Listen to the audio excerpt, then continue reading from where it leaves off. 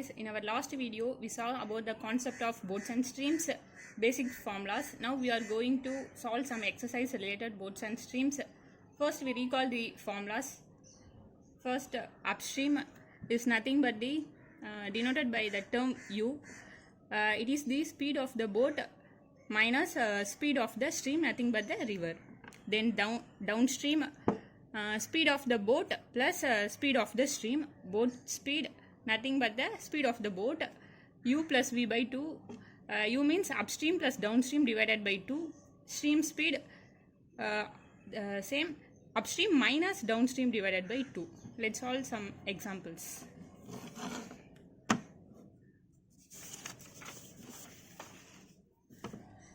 Before solving exercise, we have to learn the questions thrice. Then only we can understood what is given in the question. So first one, a boy can row upstream 10 km per hour and downstream 20 km per hour. Find the man's rate in still water and rate of current. First கொஷினை படிச்சுட்டோன்னே என்ன 3 times படித்து பாருங்கள். என்னென்ன data கொஷினில் கொடுத்துருக்காங்களோ அதை first எடுத்து எழுத ட்ரை பண்ணுங்கள். எ பாய் கேன் ரோ அப்ஸ்ட்ரீம் வந்து 10 km per hour பெர் ஹவருக்கு 10 km ட்ராவல் பண்ணுறான். டவுன் ஸ்ட்ரீமில் பெர் ஹவருக்கு 20 km ட்ராவல் பண்ணுறான். அப்போது அப்ஸ்ட்ரீமோட ஸ்பீடும் டவுன் ஸ்ட்ரீமோட ஸ்பீடும் கொடுத்துருக்காங்க. அதை நான் எடுத்து எழுதிக்கிறேன். First upstream equal to 10 km per hour.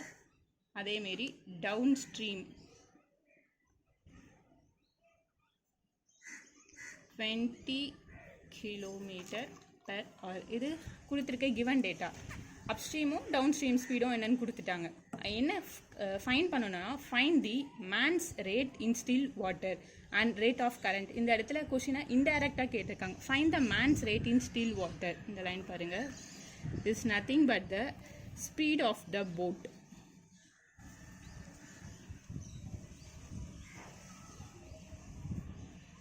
இந்த கொஸ்டின்ல டைரக்டா speed of the boat find பண்ணுங்க அப்படின்னு சொல்லல. Find the man's rate in still water. That means மேனோட ஸ்பீட் எவ்வளோன்னு கேட்குறாங்க. மேன் எதில் போகிறான்? போட். அப்போது போட்டோட ஸ்பீட் கேட்குறான்னு மீனிங்.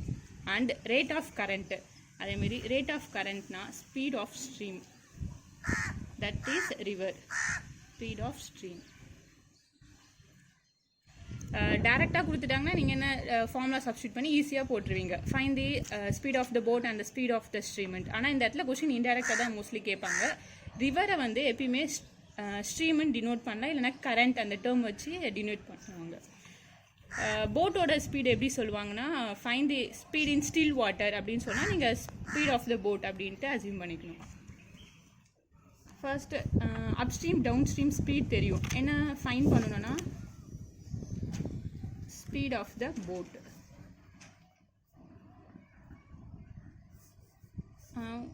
ஃபார்முலா தெரியும் நம்மளுக்கு. u plus v divided by 2. u plus v divided by 2.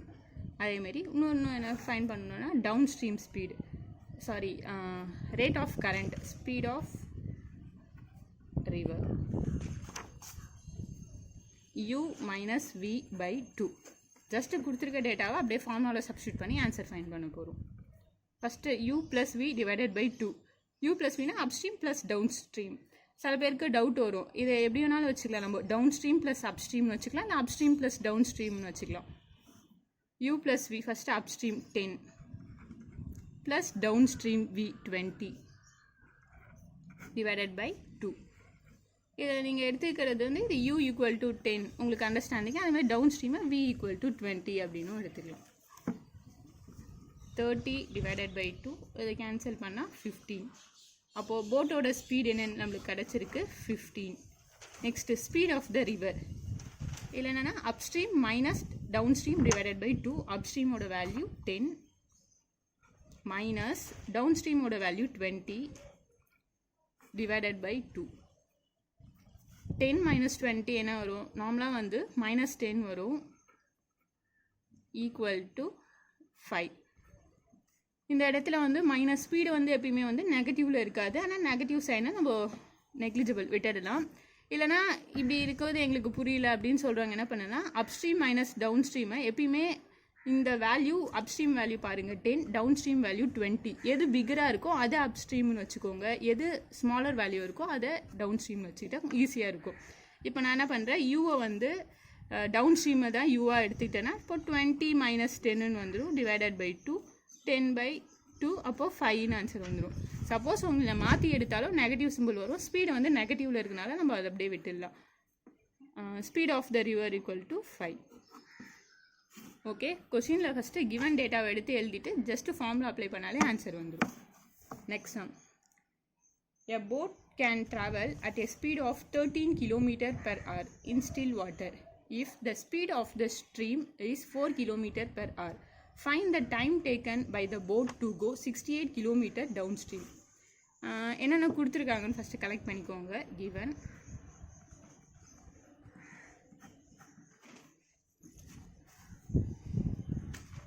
a boat can travel at a speed of 13 km/h. டேரெக்டாகவே கொடுத்துட்டாங்க, போட்டோட ஸ்பீடு 13 km/h. அப்போ நம்ம எடுத்து எழுதிக்கலாம், ஸ்பீட் ஆஃப் த போட் என்ன கொடுத்துருக்காங்க, 13 km/h.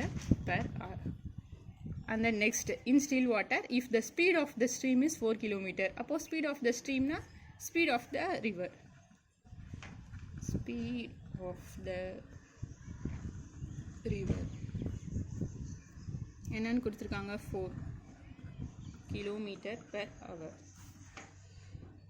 ஓகே, கொடுத்துருக்க டேட்டாவை நம்ம எடுத்து எழுதிட்டோம். அவங்க என்ன கேட்குறாங்கன்னா, find the time taken by the boat to go 68 km downstream.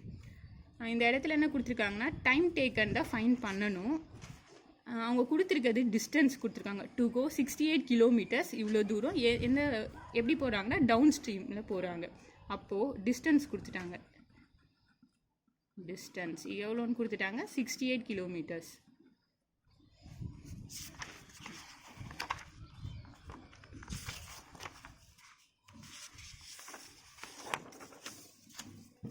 இந்த சம்மில் பார்த்தீங்கன்னா ஸ்பீட் ஆஃப் த போட்டும் ஸ்பீட் ஆஃப் த ரிவர் ரெண்டுமே கொடுத்துட்டாங்க. இதில் ஒரு லைட்டாக கன்ஃபியூஷன் வரும். Speed of the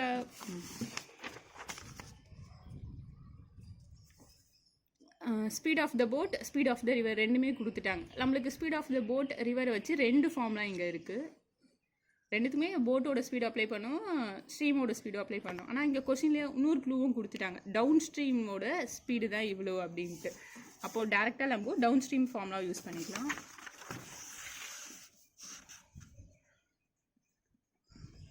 down stream equal to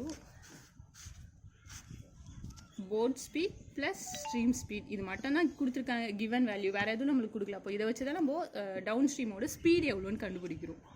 down stream speed 13 + 4, we got 17. We find downstream speed,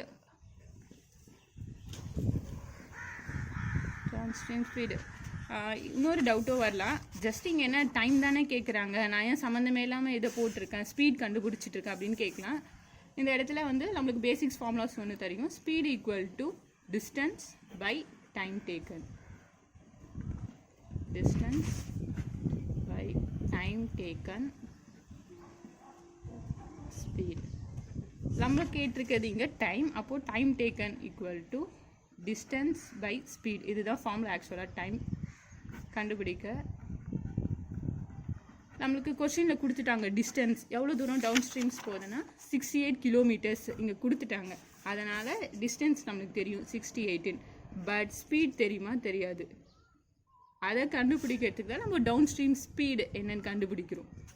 அதுவும் டவுன் ஸ்ட்ரீம் எப்படின்ட்டு அப்ஸ்ட்ரீமாக டவுன் ஸ்ட்ரீம்னா அதுவும் ஒரு கன்ஃபியூஷன் வரும் ஃபார்முலா சப்ஸ்டியூட் பண்ணும்போது. அதுக்கு கொஸ்டின்லேயே கொடுத்துட்டாங்க டவுன் ஸ்ட்ரீம்ன்ட்டு டைம். இப்போ நம்ம தான் ஸ்பீட் கண்டுபிடிச்சிட்டோம். அப்போது 68 டிவைடட் பை டவுன் ஸ்ட்ரீமோட ஸ்பீட் 17. அப்போது 17 எதுவும் கேன்சல் பண்ணால் 4. we have find the time வந்து 4 seconds எடுத்துக்குது. Next sum.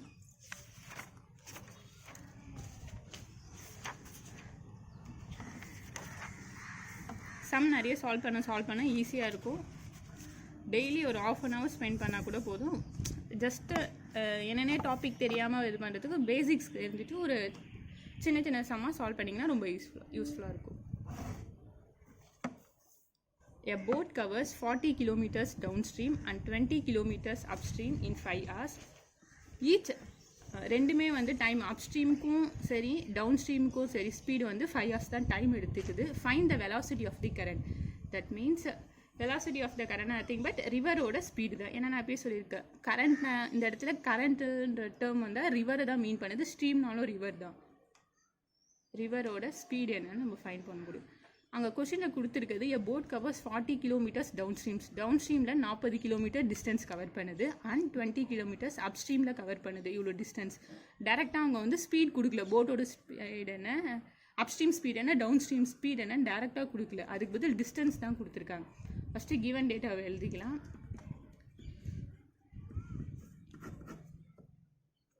டிஸ்டன்ஸ் என்னென்னா 40 kilometers. இது எதுக்கு, டவுன் ஸ்ட்ரீமுக்கு. அதேமாரி அப்ஸ்ட்ரீமுக்கு என்ன கொடுத்துருக்காங்கன்னு எழுதிக்கலாம்.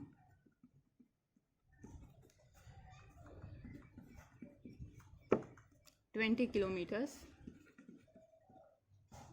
and then in 5 hours each means both downstream and upstream 5 hours. இங்கேயும் டைம் டேக்கன் 5 hours. நமக்கு ஆல்ரெடி தெரியும் ஸ்பீட் ஆஃப் தி ரிவர் தான் நம்ம ஃபைண்ட் பண்ணோம். Speed of the river formula already பார்த்துருக்கோம். Stream speed u minus v by 2. u minus v by 2.